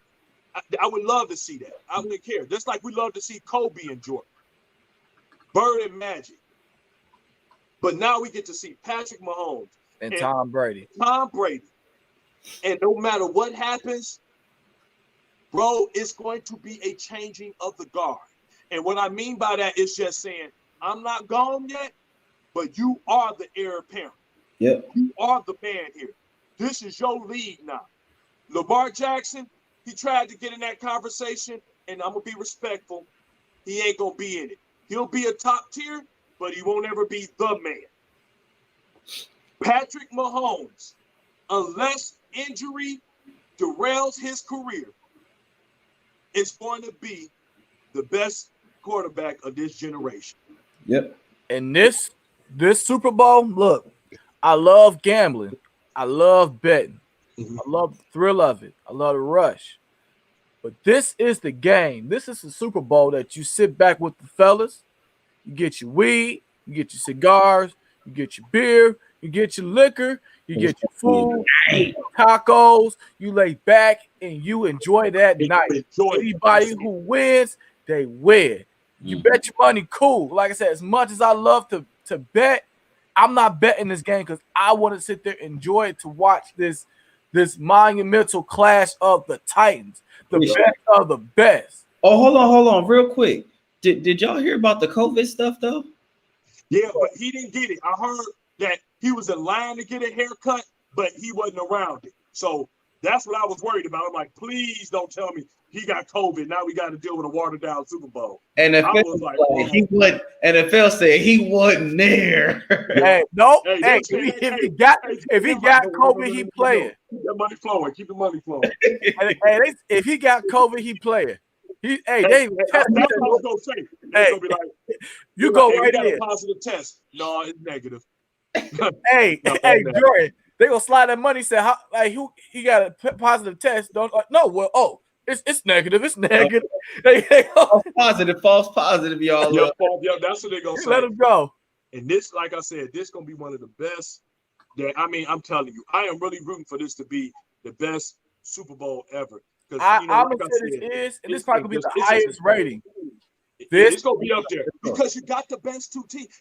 Let's keep this in mind. When we talked about this last year, we was talking about this coming up, and we found out Brady went over there. We kind of sort of predicted this already. The only thing I think we had a little bit different, we didn't say Green Bay. I think we had the hopes of Seattle getting there. We like maybe it'd be in Seattle. But we all said the Chiefs was gonna be back there. Yeah, I think everybody said the Chiefs. I love my Seattle team. I wanted them to get there. When they weren't get there, I'm like, you know what? Green Bay's gonna get there because they're the better team. Because I saw Tampa Bay struggle through the midseason, but Brady just cleaned it up. Like I said, he do what like him and LeBron do the same thing. They'll start off great. They'll have like a shaky little midseason, but when it comes down time for the playoffs, you see a whole different team. Yep. So I think the Chiefs are better maybe by small hair, but I still not gambling against Brady. So whoever wins it, that they win it. They win it to me. Like I said, I will enjoy myself. I will. You know what I realized about this game? It's you got this team in the Chiefs who look like they actually kind of got bored the last part of the season. Mm-hmm. But I told people, I'm like, I don't think it's so much they got bored. I think people were picking up on things they were doing. I just think that this team is resilient.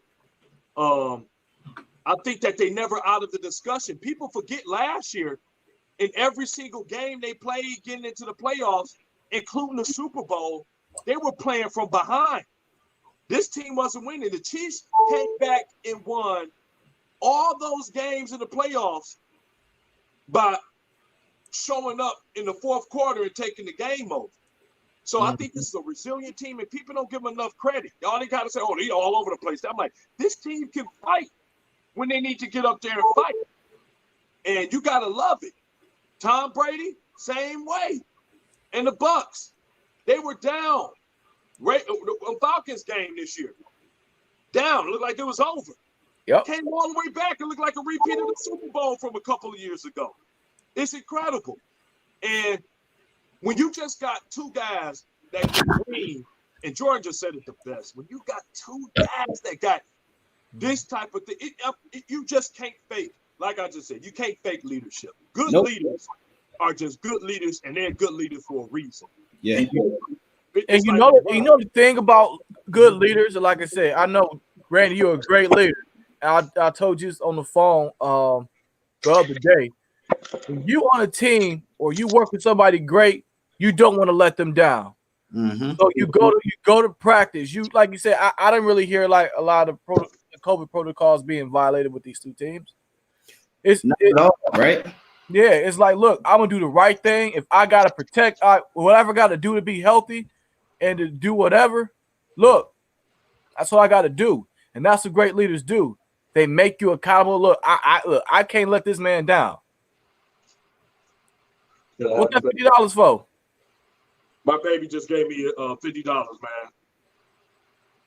You a hooker? Yeah, she gave me $50. She said, "Yep." She said, "This for that. This for that good. That's a good cock loving." I'm like, "Woo!" About to twerk with that man, but he's like, "Woo!" I'm like, "Yeah, man." Thank you, cousin. I appreciate it. And let's get into that last topic. So right now, the odds is that Kansas City is up 3, right? Right. Yep. Man, that's close, man. Again, I'm hoping, first of all, the Buccaneers linebacker, is he hurt? Who's that? The Bucs linebacker, White. I'm gonna check. Hold on. Yeah, double check that. I think they said he just didn't practice, but I don't think neither one of them are practicing that heavy, right? Not that I know of. Man. Let's see. Ain't it supposed to rain too? Yes, it is. It is.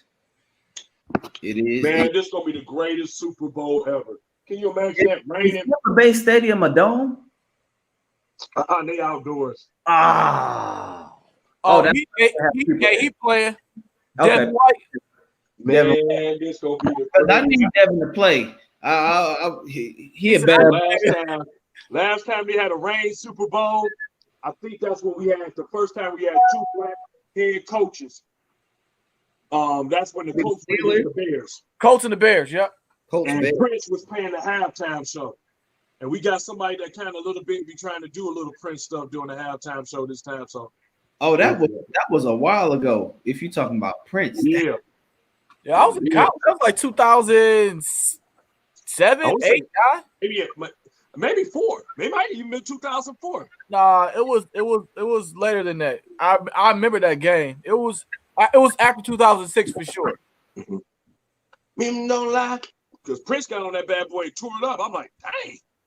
But and what we got for our last topic? That's gonna be good, man. Everybody just enjoy the Super Bowl. Enjoy it. Sit back and enjoy it. Again, I don't know which way y'all were moving. 2007. 2007. 2007. Okay. 2007. All right, I got it. Y'all keep that same energy already? Well, nope. That's it. And I'm glad because you kind of you were the one that picked Yep. that one. Yep. Keeping that same energy. We've been talking about energy. Man. This is just crazy. And I like the topic. I know I don't know if you want to hit a little bit because I know that you really came up with that topic, Jay. But I just noticed that because I remember one of the words that stuck out to me was in the Capitol when during that was happening. I don't know exactly the person who said it, but it was really good. And he said, "I'm not saying I want you to kill and shoot those people that marched into the Capitol. What we saying is that the same energy you use in restraining yourself is the same energy we want you to use when you're dealing with blacks, Latinos, and everyone else." Mm-hmm. And I found that to be really good. And I think I think I said that a couple episodes ago. I got that from somebody. Yep. I think I got one that from politician could argue with that. It was so powerful that you had Republicans switching their vote. Like, you know what? We got to impeach this guy. Yep. Yep. And I got respect for that because a lot of them was riding hard. But then when they got broken into, like we just said, when you have to experience it for yourself, they went into their work, about to get ready to do some votes. When they start hearing people come in there, guns cocking, a lot of them start pissing on themselves, crying. It got real for them. Mm-hmm. Especially that one lady. I wish if we could find the name of that one senator, who was like singing. So I gotta find it. We'll find it during this conversation. But what senator topic is about the energy. Why do people try to change their energy when things come up different? I feel like you should be keeping the same energy that you had at the same time. Not unless it's I know it's probably some situational type things that could change, but when it comes to like if you say this is wrong and you know it's wrong, don't change it up because now your person, just like if you have a son or a daughter, you're like, man, stealing wrong, go to jail. Your son and daughter steal. Come on, man, it's their first time doing it. Mm-hmm. Keep that energy. What y'all think about that, man? So again, the big reason I brought it up was when Larry King died. Pierce Morgan, he put out a tweet. First of all, if people don't know, Larry King, great interviewer, been on TV for forever. R.I.P. You know what I'm saying? Absolutely. Pierce Morgan, he has his show. Larry King has said about Pierce Morgan's show that it was like watching your mother-in-law go over a cliff in her new Bentley. Mm-hmm. Just dissed them, you know what I'm saying? And Larry King never showed Pierce Morgan any kind of respect whatsoever. So Pierce Morgan, his tweet said, Larry King was a hero of mine until we fell out after I replaced him at CNN. So he replaced him at CNN. Larry King ain't messed with him whatsoever. He said, bro, go over there, basically. And the only thing Pierce Morgan really said was he was a brilliant broadcaster and masterful TV interviewer. That's it. No extra fluff, no none of that. I rocked with that so much. And I've had the discussion with people, no, that's bold, respect the dead, he didn't say anything against that. Oh, I'm happy he died, nothing of that nature. He kept the same energy. He like, man, this man didn't rock with me, didn't mess with me, didn't care for me, diss my show, talk down on me. So I'm not going to come with that energy. He came with the best he possibly could. He said what he was good at, masterful interviewer, great broadcaster, done. And I just rocked with that, man. I didn't see anything wrong with it. Let's not be fake and do the fluff. Let's keep that energy real. The same energy we had is what you got to keep going. And he did that. And I rocked with that 100%. For sure. Absolutely. 100. That's 100. Man, What you got to say, man? During that whole thing, I didn't know about their beef. Mm-hmm. Like I said, I do like how like the rhetoric was saying, hey, look, I don't necessarily mess with them, but I'm gonna give you this respect. I'm gonna say the truth, and that's what we gotta just be consistent with, and Yep. not kiss up to say like even when somebody we know passed away, like who passed away, Miss Cicely Tyson, may God rest her soul. A lot of people ain't really rock with her like that, and so just to bring it out to say, hey, well, oh, Miss Cicely Tyson, you were this legend, and we love you, and this and that, and all y'all ain't feel that same way about her. So like, let's not even bring that fakeness towards it, because there's more disrespect for you to say that you didn't rock me when I was alive. Exactly, man. I couldn't post anything because honestly, I don't know much about Cicely Tyson. You know what I'm saying? Mm. To be honest, the only things I really saw her in, well, one time was the Medea movie. I'm like, other than that, I don't know her personally. So personally, for me, I stick away from stuff like that if it doesn't truly affect me. When Nipsey Hussle died, when Kobe died, I felt that. I'm like, oh damn. You know what I'm saying? I'm like, but I don't know, man. Don't A lot of people do stuff just because of what's going on around them. Because I'm looking at people that's freaking 19. Oh my God, Cicely, you helped my whole Nigga. What movie was she in again? You don't know it all. Like No, exactly. And Yep, I agree with it's you. just like it's you showing more disrespect trying to be fake. yep. Like coming to a funeral with somebody you don't know, like, oh, I'm just here. Like, fuck up. You know what it is too, Mackenzie. I agree with you on that. Eartha Kitt, and a lot of people just don't know the story. Sometimes this is why I say you gotta, always be, always be aware of whose shoulders that you stand on, because you never know who was there before you, breaking that foundation for you. And Mm-hmm. I think that I don't want people. I'm a firm believer, man. Give people the love when they're here. Let them know how you feel about them when they're still here. Treat them right. That's why I'm not so into the holidays, because I feel like you should treat people with the same love and respect all year round. And if you do that, one day out of 365 won't matter. Yep. So Pierce, who I like, I mean, he a sarcastic bastard, but most um, British, you know what I'm saying, over there, that's Oh, what they do. That's how they are. And Larry King, he's straight to the point. And see, this is the other thing. Sometimes you have real beefs, but it need no fluff to it, because it's no misunderstanding between them two. They just know they don't like each other. So they don't have to it don't have to be a big display. You know what I'm saying? Some people, don't like each other, and they don't waste the energy on each other. I think these two just didn't waste energy on each other. Pierce was just like, I pointed out the good things that he did, and that's it. that's And he it. said it flat out. Like you said, right? Yeah, I stopped rocking with him after he said what he had to say with me. But he was this and that. Rest up. I think that's the ultimate respect. No, I that's don't what like it you. is. I don't like you as a person, but hey, man, your career was what it was, and I'm gonna show you that. Yeah. I remember, and I don't know, somebody gonna watch this. It's gonna be a comment on this probably tomorrow or something like that. There's a guy that me and him, we it was oil and water.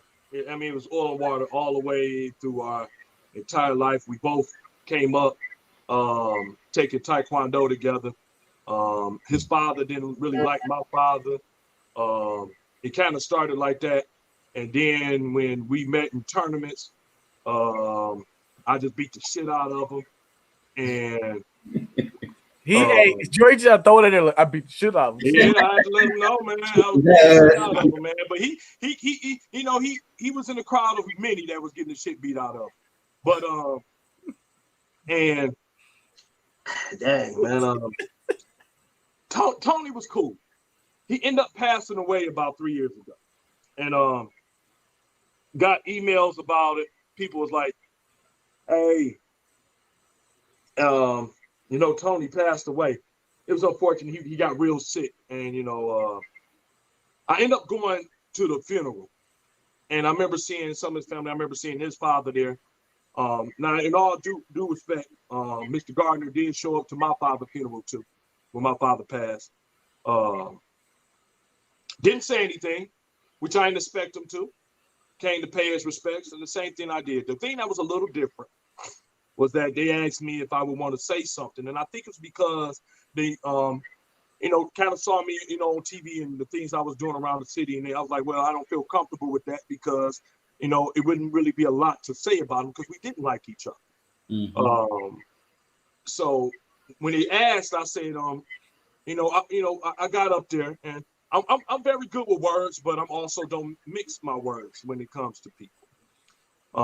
And I said what it was true. I said me and Tony were fierce competitors. We saw each other when we were younger, and every time we saw each other, I knew I was going to get my very best from Tony.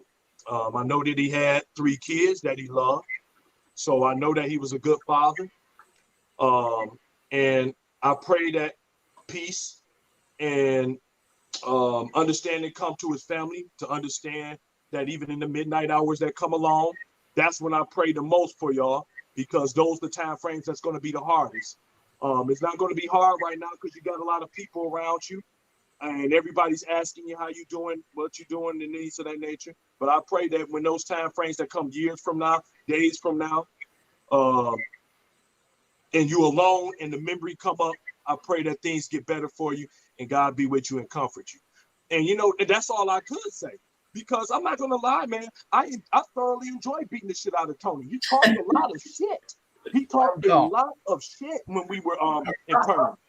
Tony thought that he was really, really, really good. And he was good. He just wasn't better than me. And I remember so long, and I can say it now and laugh about it, not being funny, because I see what Piers Morrison was saying about Larry King. We would see each other. We would get on the mat while he's stretching. He'll be doing he always thought he could be flashy jump kicks in the air. Like, he do all that shit. He could do that Van Damme shit in the air. But I'm like, and I would tell him, I'm like, you do that in the match, I'm fucking you up. I'm put your ass on the mat. Don't do that dumb shit with me. And every time we get a chance, because either we meet in the semifinals or we meet in the quarterfinals, I'm like, man, I'm gonna whoop your ass. And you gonna be mad about it. And I remember my dad saying, like, my dad would tell me, and Mac know my dad. My dad, if y'all thought I was really grunty, my dad, he's like, man, shut the fuck up and keep your man on the fight. I'm like, asshole. So, and I remember I had to, this is a funny thing. I got this because back in the day, they had 6-foot trophies. And America don't show a lot of love to Taekwondo no more. You got to go over to Canada to do this. And I went back in the locker room and I set my trophy down. And I went to go take a shit. And I came back and my dad was in there like, Randy, where the fuck is you at?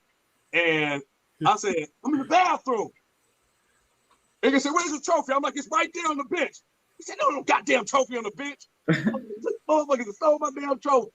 So I thought Tony did this shit. I ain't gonna lie. That's the first. When he's your enemy, he's the first person. Like, motherfucker, he took my trophy. Bitch, what you gonna do with it? My name on the motherfucker. But that's the last thing I remember about Tony. But the energy, it still didn't change, even when he passed away. I mean, sad that another black guy didn't like to hear about him being sick, but the energy never changed. Mm-hmm. And I can tell it all on my face, and I know both of y'all know because my face tell everything. So when I was up there talking about him, I was like, man, we was competitive. I mean, we going at it.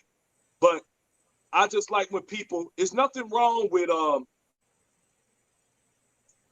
you can have respect for a rival, but not change the rivalry, if that makes any type of, if that makes sense for people. Like, I don't like you, but I damn sure know that every time I got to go against you, I got to be on my A game because you bring in your A game. Yep. Even if it's singers, Prince and Michael Jackson. I mean, the motherfuckers was rivals. And we might as well, people need to just let that thing off the box. The motherfuckers was rivals. Even in rap. And that's why I like that energy in rap. I know I don't like the killing part, but man, I love when they battling. I love that Jay-Z and Nas shit. I loved it. Hip hop needed somebody want to be on top. I love the competition aspect. When they talk about why the girls all got to hate on each other, because they want to be number one. Guys do the same thing. Why y'all complaining about that? I love when Nikki, and what's her name, Remy were going at it. Even though Remy has done jack shit, it was a great aspect. It was good. She was good though. She was pretty good. Yeah, she came with that. She came with a nice little thing, and it's like, there we go. And then you got Cardi came out. I love the energy that they put out. Man, go ahead. You're supposed to. It's hip hop. You're supposed to battle. LL Cool J, Cannabis. I love all that. I'm too young for that one. Man, it was just crazy. That's why I love battle rap so much, bro. I loved it, man. I love it. I just like when people. I love it when people get it. That's why I even like when like newer guys. I know everybody want to be friends, but man, don't you want to be on top too? Don't you want to be considered when what I'm saying, man? I was one of the best in the generation. You know what I'm saying? You can battle somebody. You ain't got to go kill them because they murdered you on the rap. Yep. But that's why I like the Jay-Z era. And man, Nas, it was just gritty. It was like, come on, nah. Give me your best. Take over. What? Yeah. Take over. Ether. Man, how could you not like these songs? I mean, who wouldn't get up? I mean, they was going personal as hell. When he said, man, he like, I threw condoms on your baby seat. I'm like, whoa. I'm like, Jesus, that nigga say that to him? But it was just crazy. And I mean, even going back and forth when he said, man, you think, I love that, man. So I like when people, the worst part of that energy that I don't like you said, is when people be fake about it, especially when they have bad energy with people. Mm-hmm. I be like, man, come on now. And I've seen it. And no disrespect to y'all women, ain't nobody faker than women. Woo! Oh, the fakest. I always think of Friday with Miss Robinson. Hey girl. Yeah. Like, bald head bitch. Like, yeah. This old not-headed bitch been fucking my man. What up, girl? What up, girl? Mm-hmm. How you doing? Like, yeah, I'm like, get out of here. Get out of here. But yeah, I'm for you with that. I like that, man. I like when you have the same energy. You can be respectful, still have the same energy. Mm-hmm. You ain't got to fake it around like, hey, man, can you go up here and say something nice about him? Hell no. I hate that he gone, but I can't say nothing nice about him. Yep. And that's just right. I'd rather that than anything else. Ain't no sense of being out there and trying to act crazy. No idea what y'all talking about. I keep that same energy. Y'all crazy. But, yeah, I'm just saying, if you don't like somebody, it ain't got to be fake around them. I think I'm one of the most realest when it comes to that type of energy because, like, I ain't even fucking with you. I ain't even shaking your hand. I don't say, hey, I don't do nothing. They were like, hey, man, we was in the room. I'm like, yeah. They be like, man, I don't think Randy don't like me. Yeah, you don't think you know. Yeah. I don't do no pretending like, hey, man, we can go over there and say, no, I ain't fucking with that nigga. And that's how it's supposed to be, though. If you don't like somebody, first of all, energy is so important. The more and more that I realize in this, when it comes to energy, I'm telling you, when people can get a grips on this, you ain't going to waste it. You ain't going to waste none of that energy. If I have to pretend, pretending takes more energy than being real. Yep. I'm like, I can't do it. I don't like it. We just good to go. We can agree that we both deserve to breathe air and go about our business. You probably don't, motherfucker. Right? Then, like you said, it's just so much, and everything else. Like I know that, I know what else y'all have to say on that, but I'm for that. Just keep the same momentum everywhere. If we was beat out before, the only way I can say things is different if your energy was based off a lie and you find out that it wasn't true, then okay, yeah, you know how to do it. But if everything is accurate, the way you got the energy, roll with that something. That's it. Roll with it. Man, I'm mad I was late today, y'all. I feel like I ain't getting enough input on everything, man. I missed too much. Rolling, bro. I was like a couple minutes. No, we good to go. I think we got a lot of good things here. But y'all got 8:53, right? Yeah. Yeah. Cool beans. what we about to say, that's something that we can retouch over and get your opinion about. It's about the 9-year-old girl. They got pepper spray. Mm-hmm. They got pepper spray. We were made aware about her ethnicity. Yeah, that she was black. She was black. Because I saw her mom. I thought her mom was white. Okay. But she was black, and from what we understand, she had a mental breakdown. I guess the police were called out because she was threatening to kill herself. Mackenzie, I need y'all help. Check us on that. She called the police because they said that she was threatening to kill herself. Mm-hmm. Is that right? First of all, wasn't she handcuffed when they pepper sprayed her? I believe so. I just, again, I need more on the story. Again, I've been hearing about it and whatnot, but from what I heard, I didn't hear that she had a weapon or anything of that nature. You know what I'm saying? On herself to do anything. It's a 9-year-old girl. The pepper sprayed and handcuffed. And even if, all right, you saying you subdued her, why the hell would she be pepper sprayed while handcuffed? She's 9 years old. It's too much. Too much, man. Come on. I believe, if I counted right, I think it was about 6 to 7 cops out there for a 9-year-old girl. And how many damn cops out there for over 100 people in the Capitol? And my thing is this, though. Even if they sent 6 different... Oh, you want to touch on that, bro. Even if they sent 6 different officers or whatever it is, because tons of officers show up to whatever crime scene sometimes. Yep. You know what I'm saying? Yeah. Why the hell did she have to get pepper sprayed if it was 6 grown adults? While she was in handcuffs. It just doesn't add up, man. Doesn't add up whatsoever. Mackenzie, I see what you're saying. It says it was described as annoyance on their part, and you hear one say something to the effect of, "All right, now just spray her." You know what? Guess what? Dear police officers, and we take pride on being on Unfiltered and being unbiased. And I've heard this from every single person that watched this show, and every time we get any comments, the one thing they love about our podcast is that we do not pick sides. We go by the burden of proof, and we go by actions, and that's how we do it. Yep.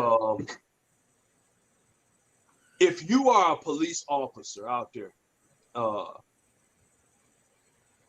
guess what? You got to work with people that are going to irritate you.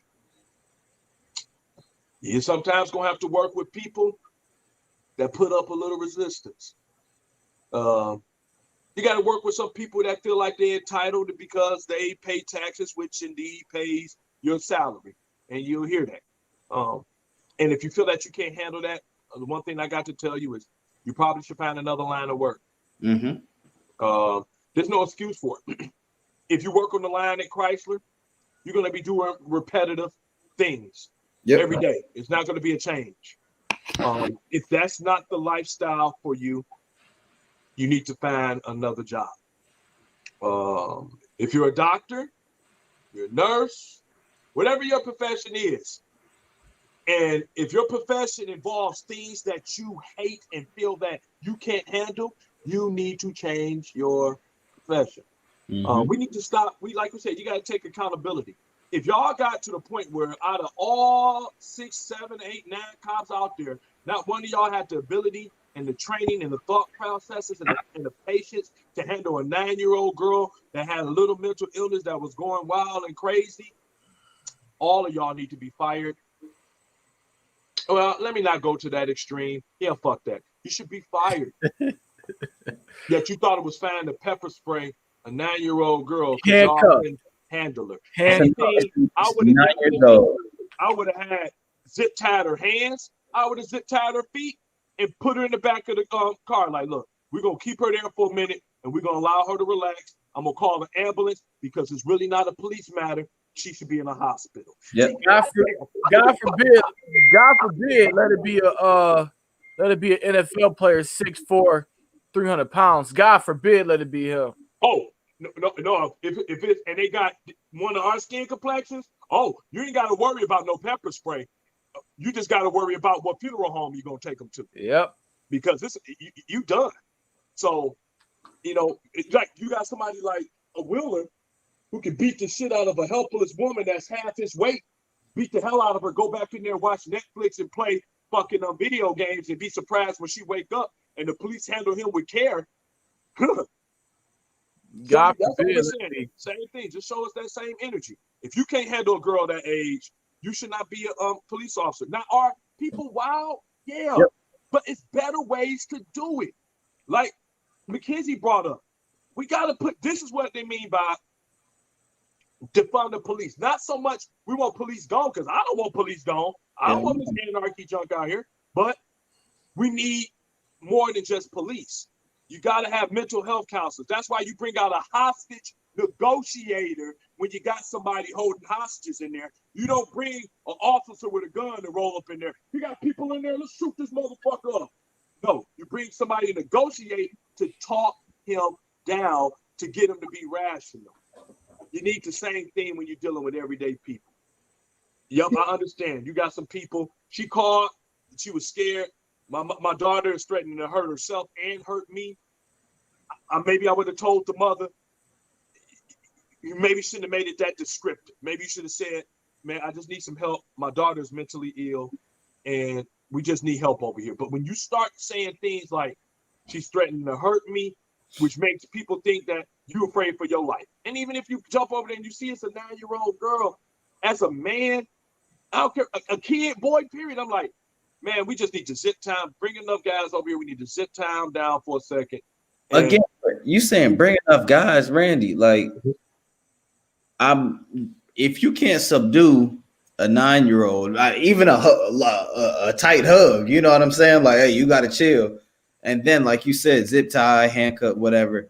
The pepper spray, it's too far. It needs to be addressed, and that's just yeah, the pepper spray need to be addressed. The reason why I say the adequate amount of people, and this is why I say that, because even as police, you got to cover your ass. And I'm just saying that it's better to, like, when you have other people there and it's a multitude of y'all doing the right thing than not doing the wrong thing, everybody can cover their ass. Because I can pretty much know that girl's probably wild, going crazy, biting and kicking and shit.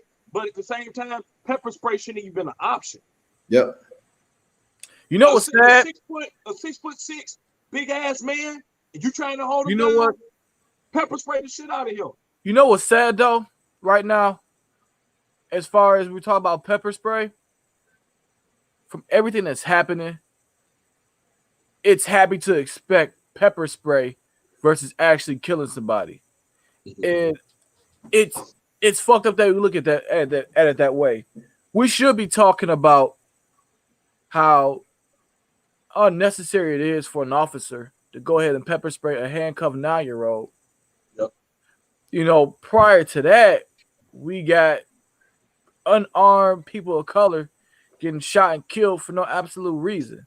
And this is how we should be addressing things. But now that I hear it and how grotesque it is that we have to talk about police officers pepper spraying a handcuffed 9-year-old versus actually killing her or shooting her. And it's bizarre how that can happen.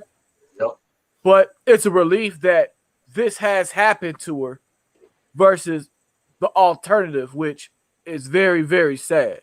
Yep. I just want to put some light on that, you know, we could be talking about how an officer shot a handcuffed 9-year-old black girl, and pepper spraying is awful, but it's that we come to terms where I can accept this happening because she's not dead. Yep. And that she can live to talk about it. And I just want to touch on that reality. But yeah, go ahead. No, I rock with that. I get where you're coming from. I agree with that. It must the part that's about it. And Mackenzie just brought that up right there. I'm gonna tell you what I'm scared about that, Mackenzie, and I mean this in all due respect, because I hear you, and I'm gonna put this comment on there too. You said, and please add add representation for Black and brown people. Bring in people that understand the needs of the community and don't fear the community. I absolutely agree with that. Too, but I'm gonna tell you the sad part about that. I had an incident not too long ago where it wasn't the white cop, it was the black cop that showed me the aggression, that showed me that he didn't have any interest in finding out what was really going on, but he automatically accused and came on the scene saying, yeah, you was the culprit, until he could figure out that what actually happened. And even when he saw what happened, it never was no apology to me or anything of that nature. And I'm not gonna lie, most of my issues that have been with cops have been with these black cops who like got this mentality that everybody, I mean, you can't run a game on me and all this other good stuff. It's sad. And I Like really you want to say beneath this them. too. I think that's tough, though, man. I think that's tough because you know what they see every day. Mm-hmm. You know what I'm saying? You may be the standout for the day, but for the most part, they dealing with what they dealing, you know, with people of color. That's the majority that they deal with all day. So they like, man, and I don't know, man. I think of them like Bernie Mac. You know, I hate my gums because they black. Yep. It's crazy, man. It's crazy. crazy. But I'm gonna give a shout out because, like I said, I work in the community and I know some outstanding white police officers that do an outstanding job because they work in the community and they live in the community and they know how to handle the community. So, Mackenzie, I would agree with that representation for black and brown people, but I want to go deeper than that. I want people with integrity. Mm-hmm. I want people that with respect. I want people that when they see other people, they don't see color. They just see whether it's right or wrong on how they treat people. This is what we need. We need to. I'm getting tired of hearing about the first black, the first owners. Man, just do the right. Just do the right damn thing. That's the hard part that people don't want to get to. Is like, man, just give me somebody that's gonna do the right thing. Yep. And like I said, in a majority of my situations, I've had white cops and they done me right. Have I had racist cops? Yeah. You go out far enough and you meet the right one, you'll get some racist cop, white or somebody another color. But I've had racist black cops that just treat me even worse. But at the end of the day, like you said, I think that we need a better vetting process of who is out here. They need more and more training, and the training should not stop. This should be a training that's unending in regards to community. You should be aware of the community that you're working in, the people that you're going to come against. Is everybody innocent? Hell no. Hell no. We already know this. But the problem is, man, know how to deal with them. Yep. Know how to talk to them. Know how, when you approach the situation, you got to dissect it and stop treating everything as if the same. And I know that's hard because guess what? It's innocent cops that get shot down. Well, guess what? Police is innocent people getting shot down. So let's meet halfway and have some really good community involvement. And again, to the community, if you want to be involved and see a change, you got to get your ass up and you got to go there and be a part of the change. Same thing with the police officers, because police are after the fact. That's it. They are responding to the issue. If you don't want to have issues, work in your community to stop the issues. Stop letting 5 people run a block of 100 people. Don't be scared. They didn't stop making guns. Go out there and do something different. Stop being bitches and stop being afraid and then complaining about the block that you live on. So don't be complaining about shit that you ain't willing to change and you scared to move away and you ain't scared to move away from. So that's my opinion on that. I'm with it. Good. Everybody, thank y'all for tuning in. Thank y'all for commenting, liking, sharing, subscribing. Appreciate each and every one of y'all. Good. Hold on, let me see. Would y'all see? Y'all want to read some more comments before we get out of here? Yeah, let's go ahead and touch some of them comments if y'all get a chance. I wanted to point out that Mackenzie said, she said, this was involving the young black girl, but she said, this sends the message that that's already a downfall of the black community, to keep your mental health issues to yourself and within your household. This now reinforces that if you don't, this could happen, which is terrible. Which I totally agree with Mackenzie. It's like black people already, they're not seeking therapy. It's a big push for them to figure out those mental health issues that they have. And if when calls are placed, this is what happens. What happens? People revert right back to what they were doing before, and Absolutely. And they it doesn't become a better situation. So Absolutely. I will say that, now more than ever, people are coming out saying they have issues and wanting to get help, and they're actually being helped. So that, like I said, that's a great thing that's happening. But like I said, we just got to continue to help people and not look at it as a threat first. If you truly have mental health issues, I'm saying if you truly have them, to get help and to seek therapy and to seek some kind of guidance to get it. And like I said, you get more people that actually help and understand you. yes, sir. Yep, I absolutely agree with that. And then, like I said, the other thing, like I said, this be all we kind of say on this is that you've seen the power of your vote. You've seen the power when you get involved and you want to see a change on top. Because guess what? Laws have to change. And how you change laws is that you got to get the right people in the right places in government. You have single-handedly seen the great movement of people that came out to vote to say we were tired of certain people. The other part I seen that happen when this vote that came out is that I saw that it's a big, huge group of people that are completely misunderstood and they feel left out. Rural America feel left out of the group. And this is just real talk. They feel left out because even though they're white, majority of them are white, they feel that bigger cities, bigger metropolitan areas, which is always more populated with multicultural, get the more attention than them. And it's just what we're trying to say with them is that, hey, y'all are being fed something that's not true. And the narrative that is not true is that we are monsters. Y'all living out in these rural areas where your next nearest neighbor is about a mile away. Y'all don't understand that in cities such as Detroit, because you think about it, all the blue is on the coast, just about. Majority of the blue is on the coast. The Californias, the New Yorks, all along the coast because of the bigger cities. And when we saw what the big move was with these votes, even though we got control, the Democrats got control of the Senate and the House, now it wasn't by much, it's by the skin of their teeth. You would have thought, as bad as things were, it would have been overwhelming for the Democrats. But it wasn't, because people still don't trust Democrats. What we need to understand now is that we want to see effective change. Like we know it's a mental illness, just like what Jordan and Mackenzie was saying. You got to take that to your legislator. And it's got to be done locally. You got to get outrage.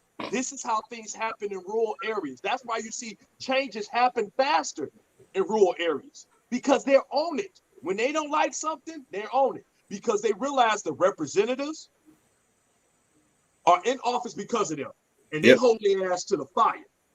We have to hold these Democratic representatives and locals in our government asses to the fire. We have to do it. If we think it's a problem and we need more mental health facilities and programs open up, you got to unleash the dogs on it. Look what's going on. They got mad because winter sports got canceled. What they do? They stormed the fucking Capitol of Michigan again. And watch you don't see something change up, because people have more power than what they think.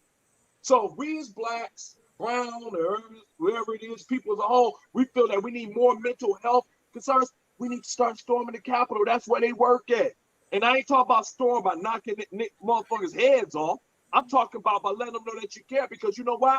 You can go up there and say, yeah, go up there and vote for this bullshit if you want to. Your ass won't have a job in 2 years.